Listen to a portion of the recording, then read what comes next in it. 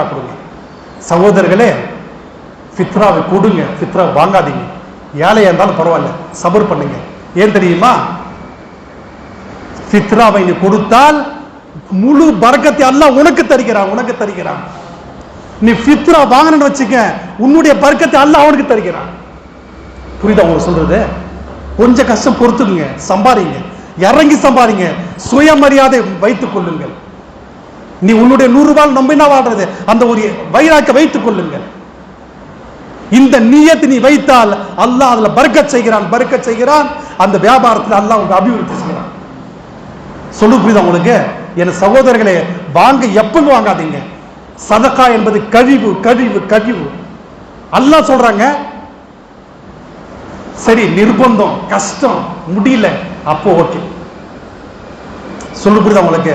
இந்த விஷயத்துல கவனம் சகோதரர்களே, இதெல்லாம் ஒரு முக்கியமான விஷயம், கவனத்தில் வச்சுங்க. ஏன்னு சொன்னா, நீ பார்ப்பா, நீ அதிகமா தர வேண்டாம், 10 ரூபாய் கொடு.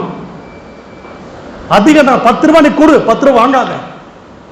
பாருங்க, அந்த பரக்கத்தின் காரணமாக அடுத்த வருஷம் நீ அல்லாஹ் ஓரளவுக்கு வசதியா வச்சிருப்பான்.